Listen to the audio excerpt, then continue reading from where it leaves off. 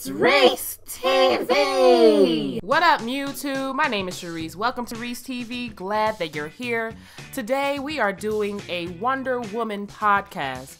Now, we've done a podcast before, my husband and I, but we've done it in a video, and today, we're just going to do a true podcast where it's just our voices that you hear. You don't see us. It's just our voices. Okay, so I know that it comes with no need of introduction, but I do have my husband here, known as Jeff the Christian Gamer on YouTube. Woo. And I know that it's been a long time, and dare I say, it's been months since my last video. For those of you who are new, or maybe for those of you who are not so new, I am a music teacher at an academy, which means that when school was winding down, that's when my workload became that much greater. And so YouTube had to go on the back burner. But over the time that I was absent, I finally got over 300 subscribers, and I am very humbled and motivated by this news, and I hope that we can keep up the momentum together. So let's talk about our feelings about Wonder Woman. This part of it will be non-spoilers, and then we're going to get to a spoiler at the middle or very end of this podcast. So, Jeff the Christian Gamer, what were your feelings about Wonder Woman? Okay, essentially, the entire time I was watching the movie, I was essentially enamored by the world that they built, the ability for them to tell an interesting story, and to do so with good-looking cinematics.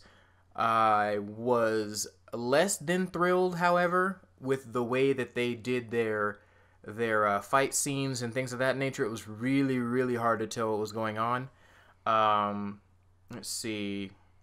A bit of the lore and stuff in the story didn't make much sense. We're gonna get to that part later. Overall, it was an okay movie, but it didn't necessarily impress me. Yeah, I have to agree. It was definitely an okay movie. That's exactly what I said in my Twitter account. I don't know what is it about us that Jeff, that we seem like we don't necessarily like what the crowd is liking. A good amount of our friends on our timeline is praising this movie as if it's the greatest of all time, and there were so many things that I found wrong with the movie that it just made it okay. Now, let me go ahead and tell you my feelings. I did like it, but it was just, like I said, an okay movie, and maybe it was because it got good reviews, like I said, from my friends on Facebook, and that made me feel that way, just made me feel like, oh, okay, well, I'm going in here and I'm going to see a great movie. I'm just going to have a good, fun time.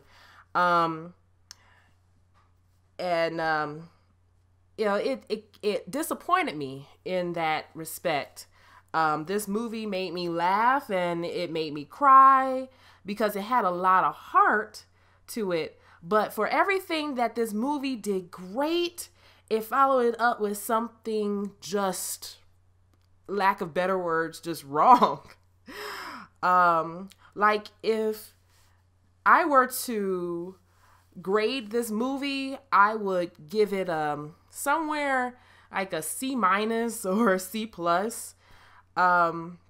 However, I think that it accomplished its goal of saving the DC CU universe, and proving that female superheroes female superhero movies can do just as well as male superhero movies. However, with that said, I honestly recommend watching this at home, on a Blu-ray, DVD, streaming. I'm not even going to give the illegal option. Right. Fun thing about the box office for this movie, it actually had the best opening for a female director in the States ever. Which, when I heard that, I was like, I don't think that's a testament to how good the movie was. I think it was more of a testament to how few female directors we have doing superhero movies.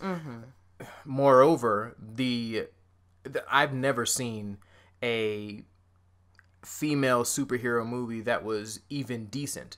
So to have one that's actually good, like not great, mind you, but good, I think that's really what put this movie over the top. That's why so many people went to see it, why it got so much hype, was because it was a good movie that was not only directed by a female director, which, is relatively rare anyway, but it was a good movie with a strong female protagonist that actually, did justice to the character.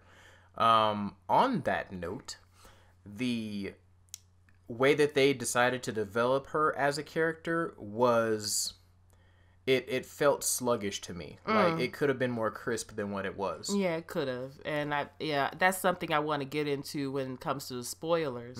One of the reasons why I think that it did good, and not to take away from the female director, but it's just simply of #DC.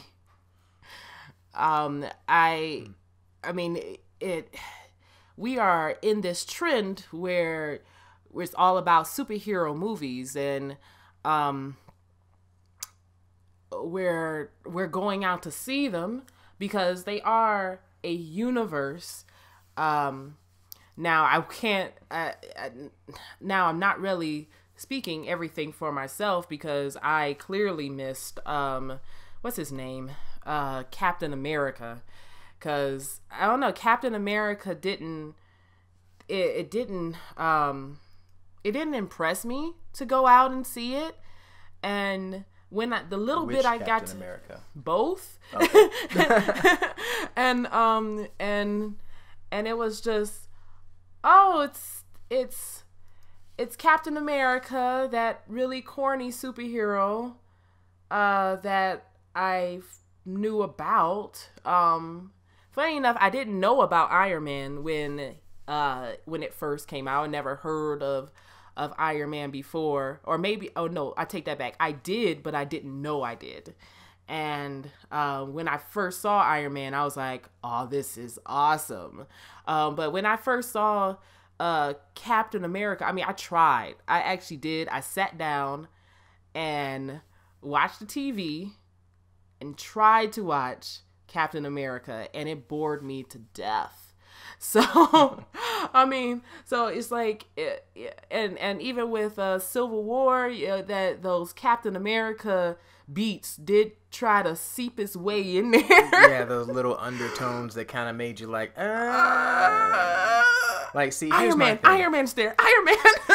Here's my thing. Like, I was always iffy about Captain America movies, not because of the movie or the way that the direction that it went. I don't like Captain America. I cannot stand his character. Like, there's something about a character that is so disgustingly perfect. No, not even perfect. He's not perfect as a character by any means. He's just like, I like a character that has an obvious flaw. The thing that makes him, that allows enemies to take advantage of him as a hero, like Batman. His compassion and lack of want to kill for, a lot of his iterations, that was his main weakness. And so a lot of people, like the Joker, had a field day with it. Captain America doesn't have that. He doesn't have a, this is the thing that makes me think that Captain America could be defeated. No, he doesn't, except for the fact that other super soldiers exist that are ruthless. Like, that's the only thing that I could think of that would be like, oh, yeah, they're ruthless and he's not. That's the only cruxio weakness that I could think of for him. And that bothered me to the point where I was like, I can't like him as a character. And so the movies came along and sort of made me appreciate Captain America more as a sort of comic relief, especially with Civil War. But yeah, as a character, I don't like him. I like the movies, but I don't like him as a character. Right, like when the Avengers movies came out, like that one line. That language is like, yeah. yes. Oh my gosh, yes. Oh my goodness, there is so much I can relate to when it came to that, because that's how I feel when it comes to people who just curse just to curse. It's like language. So let's circle back to DC, because it's not because we can go on and talk about Marvel. Not that we're holding Marvel at a pedestal, but it's being proven that Marvel is doing so much better in the theaters than DC. And DC, they kill it when it comes to the shows on TV, and it's just, it's a wonder as to why DC can't seem to translate that same formula to the big screen. Especially considering the fact that over the course of their shows, like a lot of their shows, let me see, what, The Flash? Yeah, The Flash. The Flash Arrow. was spectacular. Arrow was spectacular. As shows, they were great. But the reason I don't have confidence in them making it into a movie is because when you have a show, the dynamics are different. You have 20 or 30 hours to develop the characters and the storyline as opposed to the 2 hours that you have in a movie. And I think that's probably what's really being detrimental to DC right now, is the fact that they're used to TV, and much like you were saying, they probably figure something like, hey, it should be easy to move over into the big screen because the medium is the same, but the execution is so much different that's probably the biggest reason why they're having issues translating. I think that, what they could just take out of when it comes to the cinematic universe, well, I mean, translating the I guess the small screen to the big screen is just fillers. Like The Flash, we had an actual musical episode, okay? Yeah. And it was just like, that's fun, but this is a filler. It's like clearly a filler. With Arrow, just take out so many freaking flashbacks. Oh my goodness, if we do another flashback in Arrow, I'm going to scream. Okay, like I feel like we're done with flashbacks. It seems like we're done, but I feel like they're going to find a new way to bring back the flashbacks in Arrow. But Supergirl is like, trash. It's touch and go. Like, they can't keep up a consistent storyline with Supergirl. Supergirl, like, literally, there was this brawl out fight between her and I guess her aunt, and then like the next episode, it was like it never happened, and it's like, what just happened? And they're just going through life like this one fight never happened. Yeah, I think that has a lot to do with the fact that I don't want to sound terrible, but as useless as Superman is as a character, Supergirl is just that much more useless, because not only now do you have a character that is physically weaker than Superman, she has a duty to protect Superman that doesn't even hold any validity. Her purpose was to protect Superman, and she can't do that. Well, I mean, now they're in two respective cities, and so that's not her cause anymore. Her cause is just to focus on her city. He focuses on his city. Now, when it comes to the bigger disasters, it never makes sense why they're both not helping out to, divert the coming doom. But it, yeah, it's crazy. But like I said, like I think whomever that writes one half of it, they should continue to write, and or they need to constantly communicate, because it just seems like there's no communication. It seems like there's some disagreement, and whomever that's writing just says, "Oh, F it, I'm gonna do whatever I want to do with Supergirl," and they do it. And then the next person comes in and they do what they want. There's no coherent cohesive storyline when it comes to Supergirl. And that's why I can't continue to watch it every week. Legends of Tomorrow. Let's not even get started about that. No. Like, the only reason why I'm there is because of Rory. It's like, I need my sarcasm for today. No. Rory. Like, come to think of it, I can't even think of too many DC shows that I like. Like, The Flash is the exception, and Arrow, and like I said, like Arrow does that flashback thing, and I think they do a lot. When they're trying to do too much, and like Supergirl, the last thing I ended on was that they're trying to tackle race. And they're also trying to tackle sexual orientation. And so they're doing a lot of emotional stuff. And that's great. But then it's like, have a cohesive storyline that goes along with it. That's all I can ask for. So now we're going to talk spoilers. Okay? Yeah, stop listening. Close your ears, all those people who haven't seen it. Right. Even though, you know what? I think that if they hear this podcast, they will go in with a lower expectation and they will enjoy this movie. That's essentially what I did. Like, when I heard the buzz on Facebook and such about how people were enjoying the movie, well, I'm going to be honest, the people that I was seeing in my timeline saying they enjoyed the movie were not people who I generally agreed with when it came to movies. And so I was like, okay, I'm just going to continue to hold my expectations low. And then when I go in here, I am positive I'll be able to enjoy a spectacular movie if it is in fact spectacular. And yeah, so when I came out of the movie, I probably ended up in a lot better place than what you did when you came out, because it was like I already went in with low expectations, and so when I watched it, I was like, for what it was, this was a really good movie. I just had a couple of really, really pressing issues with it that kind of took it down from a great movie to just a good one. Okay, yeah, I definitely see that. I noticed that none of my digital media arts teachers said anything about about Wonder Woman. Like, they just remained quiet. And yeah, as you said, it's like the people who actually said something were people that I didn't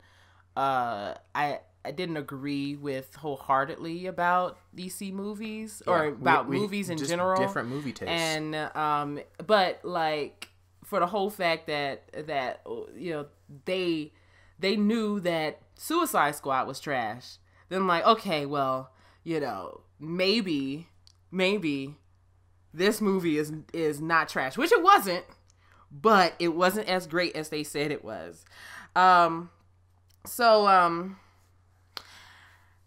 This movie is about Diana as she basically does a Rose from Titanic and reminisces about her life growing up in Themyscira.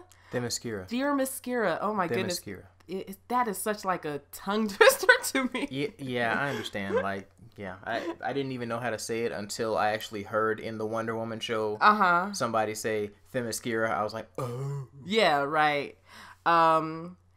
And how she grew up, and leaving the island after meeting Captain Kirk and defeating Ares and stopping humans temporarily from killing each other with the power of love.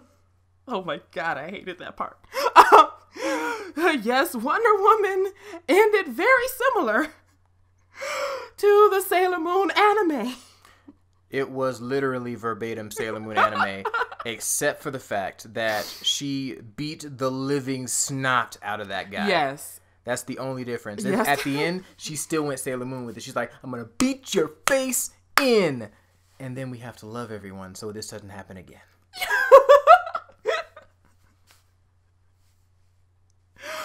Oh my goodness.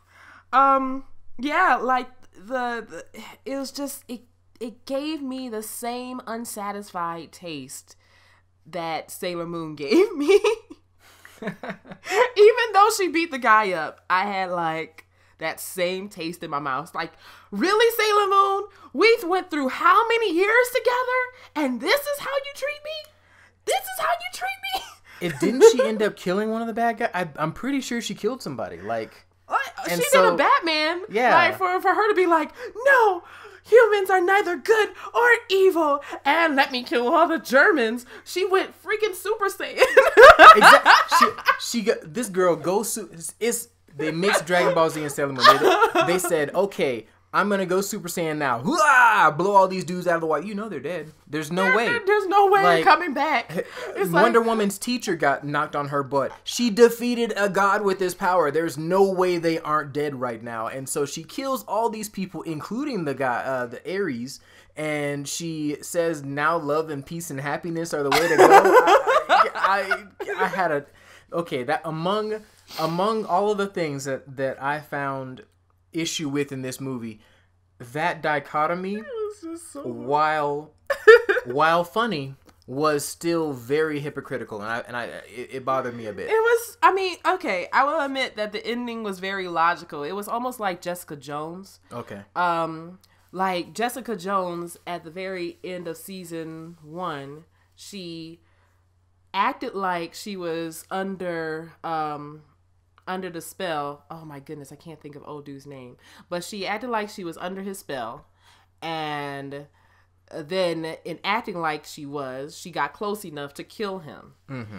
And that was very logical. It was just unsatisfying.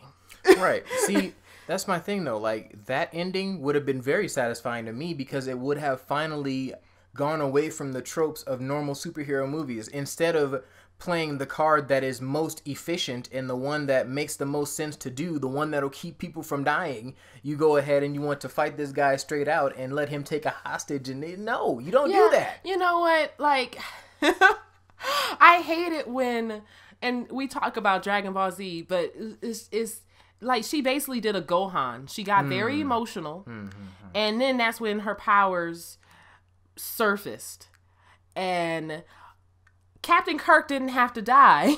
Right. He could have.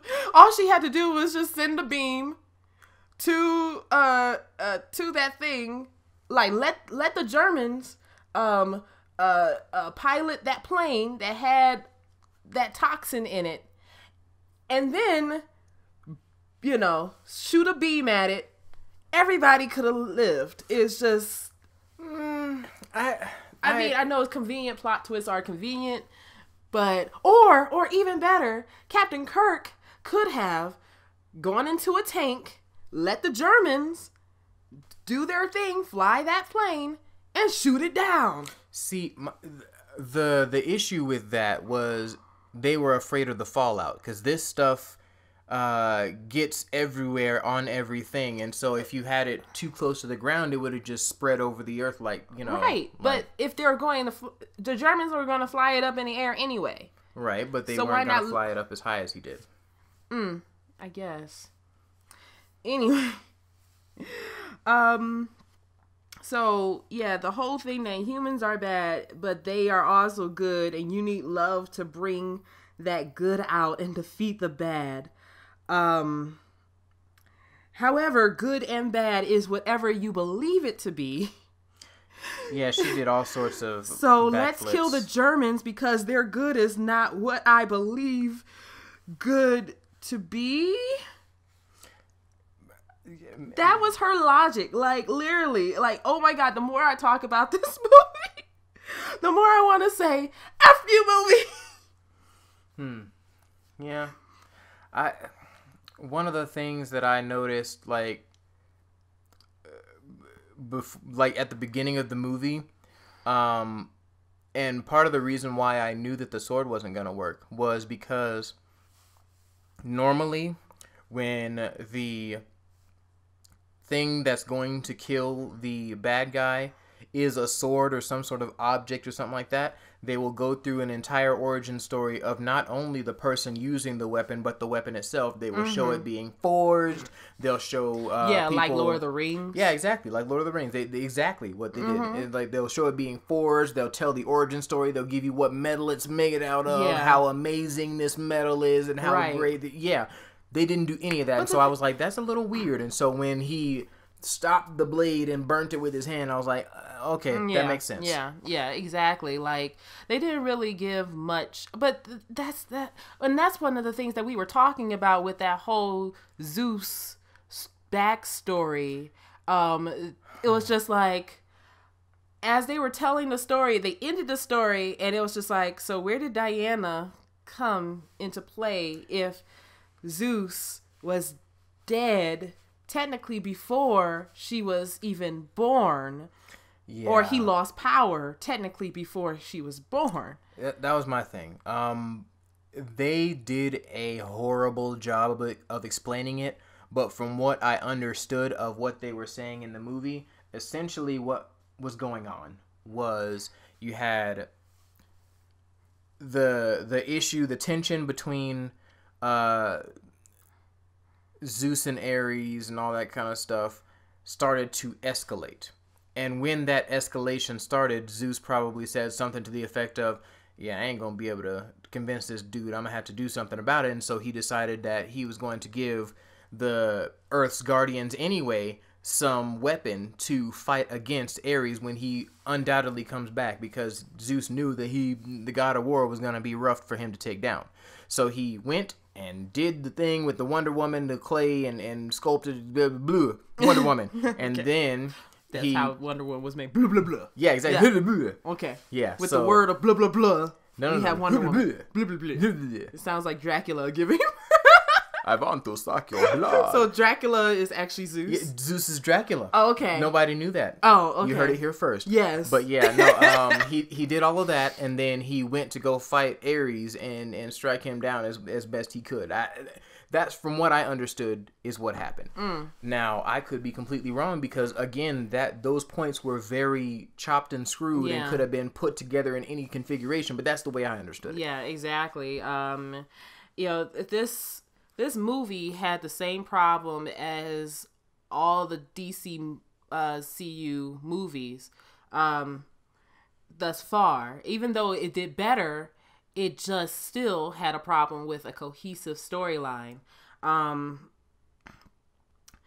It was just like, there were a couple of spots. One, that whole power of love thing. And two was Zeus, the Zeus backstory.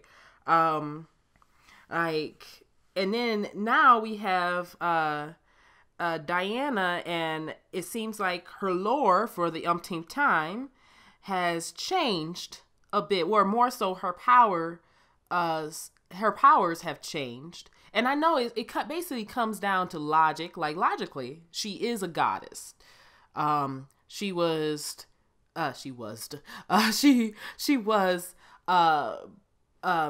given life by Zeus himself. In all technicality, that's kind of very Christian. Technically, Adam and Eve were gods, but we're not going to get into that story. So, but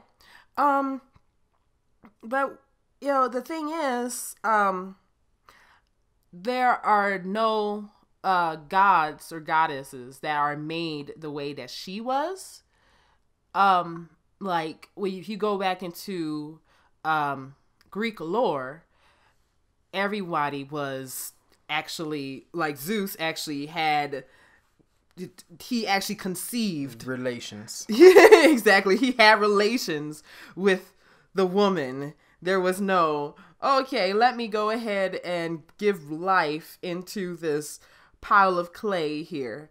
And so, her lore as being a goddess, though very logical that she is considered a goddess, it doesn't fit with the rest of Greek lore. Hey, call me, nitpicky. I grew up around a literature teacher. So like when somebody tries to kind of revamp Greek lore, it's just, it bothers me a bit. I mean, I already knew about her storyline, but it almost felt like, which one came first, the chicken or the egg? Okay, Zeus died when after making the island, but he gave birth to Diana. So are we saying that that Diana actually came first on a completely different place than he didn't give the birth island? to Diana. I mean, well, yeah, he breathed into Diana, which was made of clay. Yes, but it kind of makes it feel like Diana was formed in a completely different area than the island. So, let's see here. I'm sorry. I took some notes down and I'm trying to make sure that I stick to how I felt, because like when it comes to like, time period after, watching the movie and then we finally tackle it, it's like, oh, well, how did I feel? What was I doing at the time? So let's see here. But yeah, so if she is a god, and like you have Zeus and Ares who both have their powers, they are able to project their powers from their hands. All right, but she is only able to project her powers from her bracers. Yeah, the way I thought about that was she was still new to her powers, and the bracelets probably acted as some kind of channeling thing, like something to magnify what power she had, which is the reason why even if she was god level, she would be able to defeat a god, because she has amplifying bracers on that. Again, I am taking a lot of mental liberties here. I do not know how in the world they got to that conclusion, but that's the way I logicked it so I could get through the movie. And it felt like this was like the original storyline was that the bracers were the god killers. Mm-hmm. And then as a last minute rewrite, Zack Snyder decided to just do a F you to the storyline, because that's just what he does. Now to the action scenes, they were dope. They were good. But they still had issues from time to time with CGI being CGI, and also too many cuts, as you were talking about earlier, I believe. So the worst of it, ironically, was a cut scene that they had in like the preview of Wonder Woman, where she was beating up that group of dudes, and then all of a sudden wood was exploding on her back, and you had to watch. When we watched that trailer, and you were talking about how did he do that? She do this and that. Where did the wood come from? The only reason why I knew was because I'm used to watching American-made action films where they literally cut out up to the millisecond that they do something, and it cheapens the effect because you don't see the wind up. You can't, your mind can't process what's going on because of the fact that it's being cut so much and cut so fast. Yeah. So anyway, I'm used to seeing that. So I saw that she grabbed the gun and she broke it on her back. But that didn't make sense until you watch it 4 or 5 times to let it digest in your head as to what happened. Oh, that's what happened. It all these cuts, it risks continuity issues. And now, for those of you who don't understand what continuity is, it's basically referring to how scenes match up Or don't match up. Right, exactly. Like, for instance, you were hating on when we first met Captain Kirk. His plane was red first. And then once the plane went down, it turned yellow. Yeah, so I don't know if you guys are going to go watch this or if you haven't already, or if you have already, but I don't know if I was the only one that noticed this, but when he was crashing, that plane was bright behind red, flying down into the water like the Red Baron plane, you know? Mm-hmm. It looked just like the Red Baron plane. Then all of a sudden, it hits the water and it's yellow. Yeah. This bad boy was yellow from the time that he got saved by Wonder Woman up until they found it in the water when they brought the whole armada or whatever. Yeah, it was yellow. But that first scene, it was red.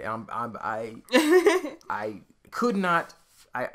My brain wouldn't let me justify that as the water automatically just eating away the red. No. I mean, because we saw the plane later on and it was still yellow. Right. In fact, when he did the flashback as to how he got away, it was yellow. So I was like, when did they just forget this part in the what was that? Like, that was really weird. And the other times that I know is kind of continuity issues was with Diana's sword. Like, that sword jumped around so many times. That's and true. It was like, how did she get it back in her hand? I mean, is she Thor? What is going on here? How did she dodge it and it not hit her? I don't understand, because I mean, when Ares finally gets a hold of, no, it wasn't Ares, it was old dude. That got a hold of the sword, and he tried to hit her with it, and she miraculously dodges it and kills him. Mm-hmm. And you know what? It kind of feels like, I felt like almost like that's where it kind of should have ended. Like, where after she killed him, because I would have felt like, oh yeah, see, this is a movie that gets it. You can't just kill one person and think that the evil is just going to disappear. Right. It's not. Mm-hmm. But that's not where it ended. Yeah, like that was okay.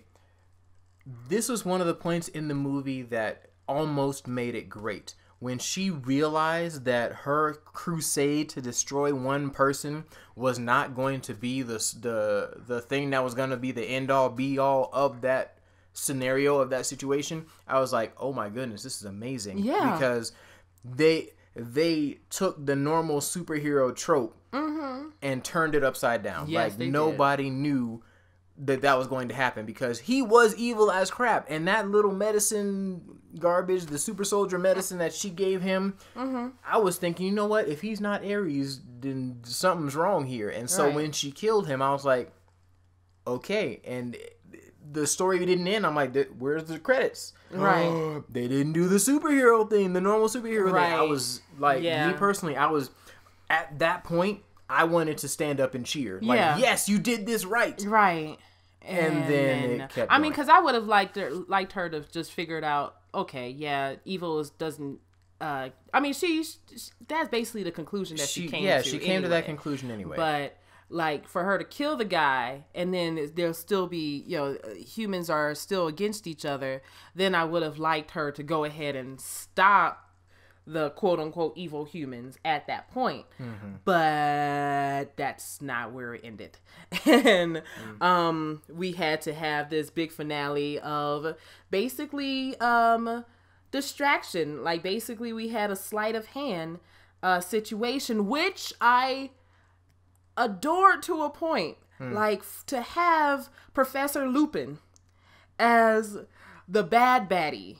Like, I saw it. Okay, we both saw it coming. Yeah. Because, like, we didn't think that he was Ares, but we both saw it. Like, when he gave this Willy Wonka reaction, it was just like, you have the journal. Really? Okay. It was it was too generic. We're like, okay, there's something wrong with this guy, but I didn't think he was Ares at first. Yeah, exactly. And so that portion of him being the bad baddie was awesome. However,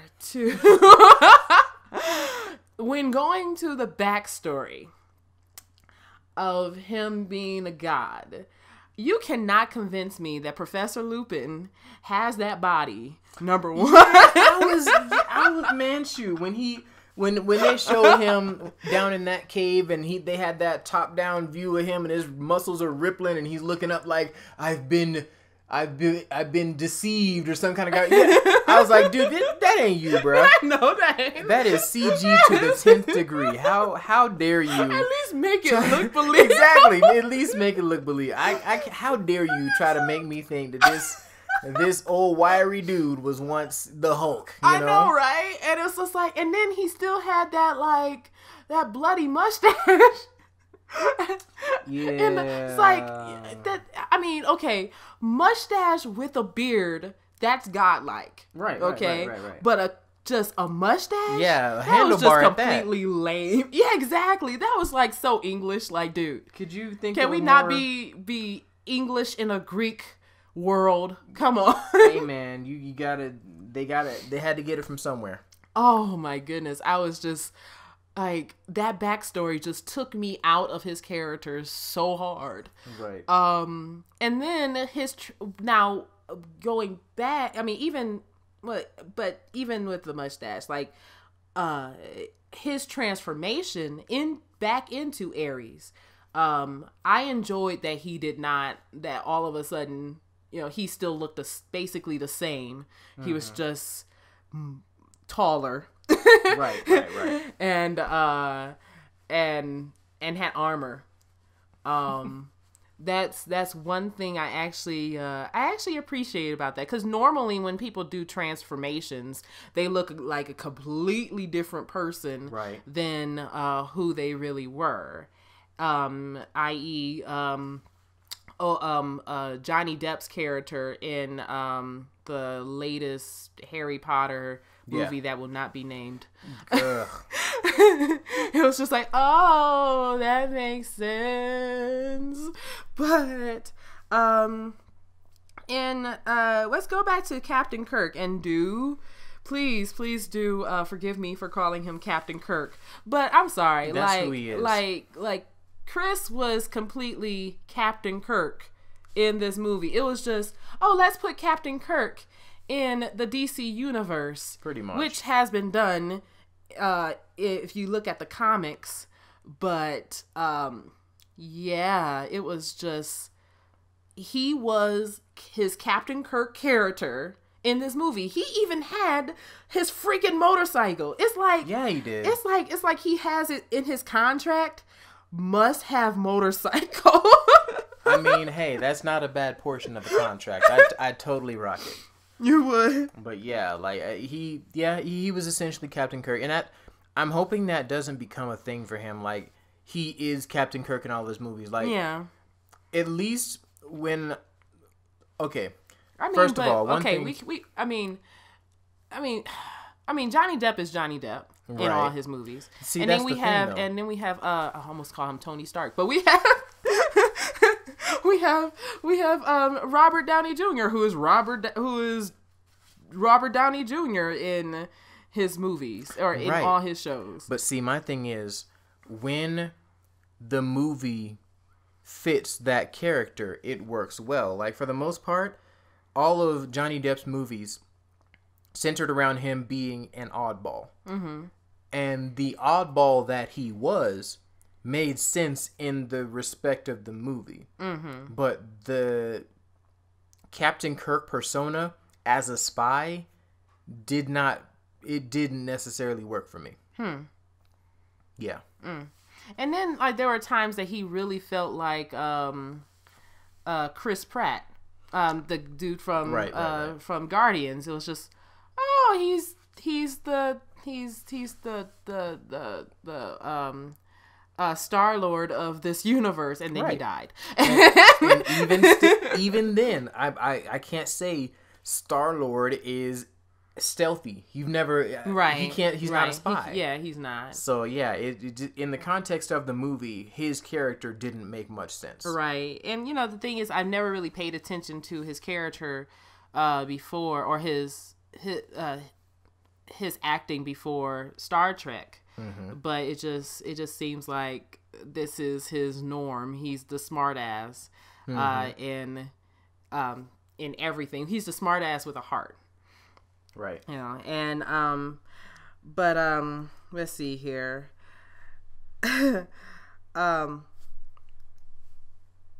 But yeah, speaking of strong feelings, I must admit I cried when he died. Or I wanted to cry when he died. And then, and then I got mad because of what I mentioned before. He didn't really need to die. He could have just let the Germans get into the plane, and he could have just jumped into a tank and shot it down. See, this is what I was saying before. Like, when I was sitting there in the theater, for a little while at least, I was thinking to myself, why don't they just shoot the canisters and kill everybody over there? Like, that would be so much easier, and it would stop the situation. But then I noticed that they had a special sort of white mask on. I'm like, oh, okay, that's why they couldn't shoot it, because yeah, you know, there's those little things that just kind of they kind of white mask. Yeah, while they were in the compound and looking at the people transporting the canisters to the plane, they had a special white mask on instead of the black masks, and I'm assuming that the white masks actually protected you from the mustard gas. But the mustard gas, like, literally ate through each mask. So you're saying that it ate through the black mask. Okay. But they all had white masks on. That's what I'm saying. It probably must be a different. Yeah, a different type of material that would be resistant to you know the toxin. I guess. Let's see. Like I said, I take a lot of mental liberties with this one. I know. I mean, but you know, I guess I mean, it's convenient. Plot twists are convenient because I guess that Diana had to see him die in order to go all Super Saiyan on the Germans and on Ares. I mean, she did a Gohan, which gets on my nerves when Gohan does it. It's like, Dad, Piccolo, Krillin, and then he goes all Super Saiyan, and all the things that he could have done in order to save the day, from dying. Yeah. He does at that one time, and it's like, Gohan, and so I'm like, Diana, why? Right. Let's see here. Let's see. Willy Wonka. We already talked about him being a Willy Wonka. Now let's talk about Claire Underwood. Okay. Yeah. I didn't know that she was in the movie until maybe a day or so beforehand, and I'm like, how are they going to put Claire Underwood in this? And her performance was pleasantly surprising. She was a beast. She was. Like, every second she was on the screen, I felt like the movie was really, really, really good. Yes. Like, it was really awesome. Like, her character on House is so stoic, and I mean, House of Cards. House of Cards. Yes, it's not House. Two different series. On House of Cards is stoic and strong, but she's very dainty. However, this character is still stoic, still strong, but she is willing to get her hands dirty. Yeah, her character was much more passionate in this one. Like, she still had her Claire moments. Her Claire moments. Yeah, exactly. She still had her Claire moments, but for the most part, it was like, this works so well for this character. Like, she's this hardened, battle ready, has to convince her sister, hey, I know the battle is coming. Yet she played it so well. Yeah, she did. Yeah, I got to take my hat off to her for that, because she was probably the best actress in this movie. Yes, she was. Like, she was actually more believable as a warrior than Diana. Right. Which brings me to Diana herself. The actress who played her did a pretty... Which age? Yeah, the actresses who played her, right, did a pretty good job. Like, normally in the movie world, they clown on children actors, right. because it's like, okay, let's get to the real stuff. I mean, I think the only actor that's probably gotten any praise being a kid is probably, well, no, I won't say only actor. There's Macaulay Culkin, and then there's old dude from Sixth Sense. Okay. That I haven't heard many critiques or about them. But the actresses that played Diana did pretty well. I loved that she had to learn her powers. And it wasn't something that she just knew how to use as soon as she got them. And because as we learned, she always had those powers. Right. Godot, I think that's how you say her name. Her timing was pretty on point, minus a couple of scenes, and I think it was more so with the editing that made her scenes kind of less on point. Right. When she finally rises to be the Wonder Woman and goes into battle, like it was just like, you will hide, but I won't. And it's like, whatever, it was something. Yeah, it was something like that. And it was just slow. Like normally, if any other superhero is, you will hide, but I won't. Pew, where did she go? They don't even say anything. They're just gone. Yeah, exactly. Right. But her, it was like, I must make a statement right now because I'm Wonder Woman. It's like, that's nice. You want to go punch people so you don't leave your friends dead? Right.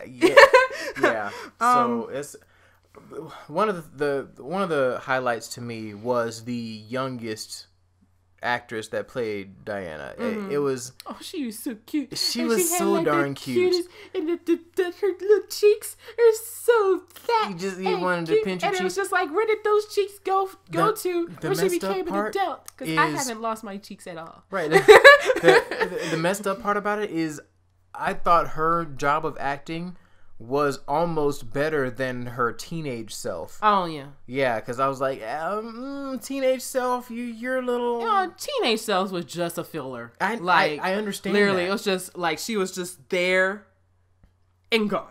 Yeah, she had like 4 lines total, but even still, those 4 lines that she delivered, I was expecting her, especially because her part was so short, that she was going to sell those lines, but she was like, she fell flat. She was like, I'm here. Yeah. Yeah, maybe she was. They gave me like $5,000 for this. This is awesome. So she's like, hey, you know what? I didn't get a bigger part. That's okay. I will do this, and I will get my money, and I'll go somewhere. Right. And then we'll see her later on. Where did see them now, all grown up, type of thing. Yeah, it's just like, oh goodness. I agree with you.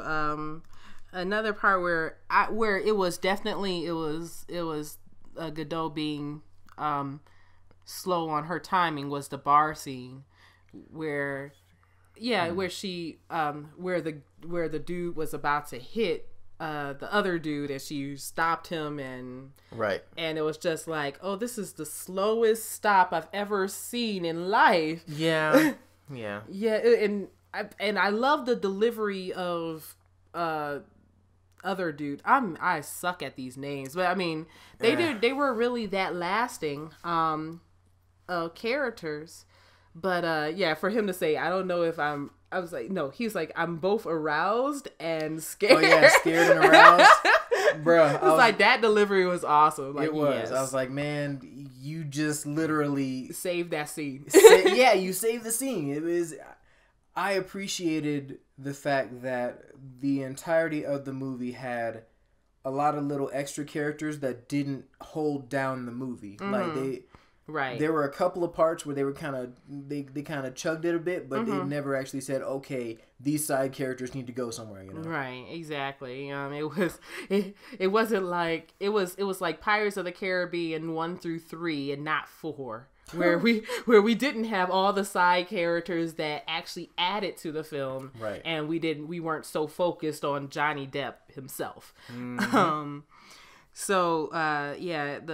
The extra characters, they added very much so. the main thing that actually got on my nerves, and this feels like nitpicking, but the main thing that got on my nerves were her doe eyes. Like, she had this. Yeah, she did have this. Oh, the world is a forlorn place, and I'm so sad inside. That was her face the entire movie, and I don't know if that's because she, as a person, that's her natural face or what. But I don't think it's her natural face, because I mean, when Batman versus Superman, we saw her, she didn't have that doe eyes. That's true. I think I understand the character. Like, her character is to be innocent. She's coming from this island that has peace. Mm-hmm.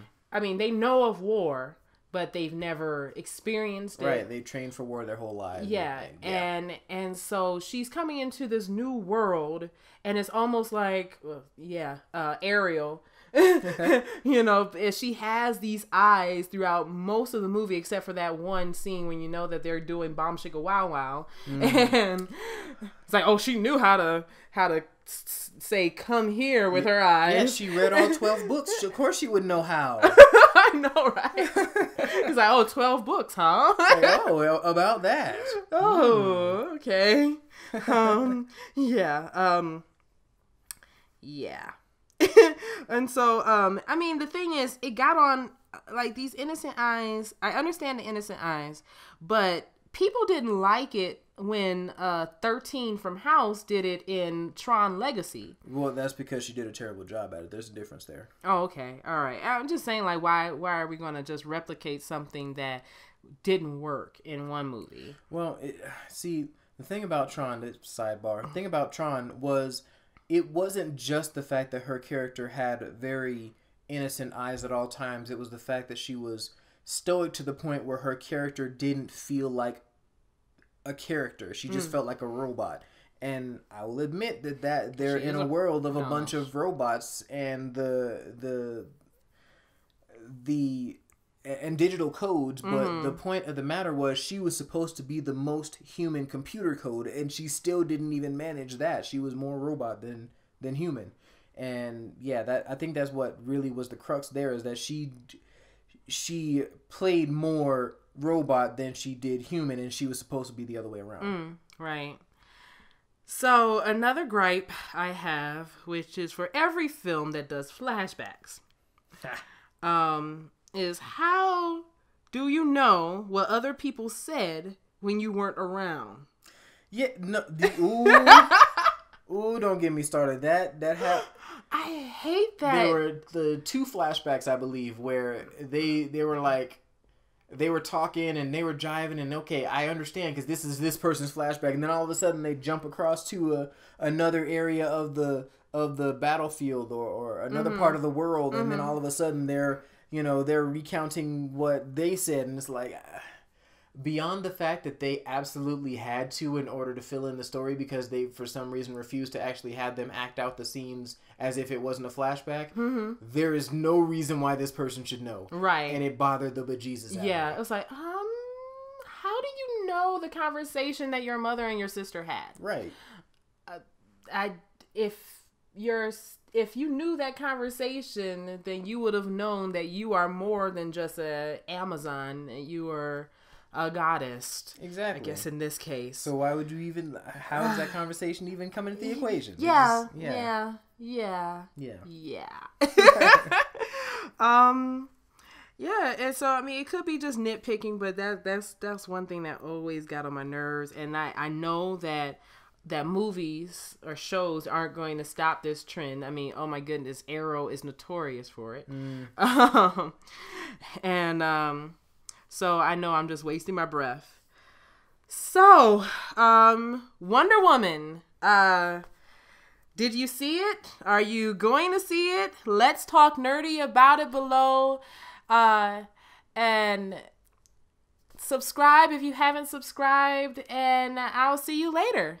Bye-bye. Woo!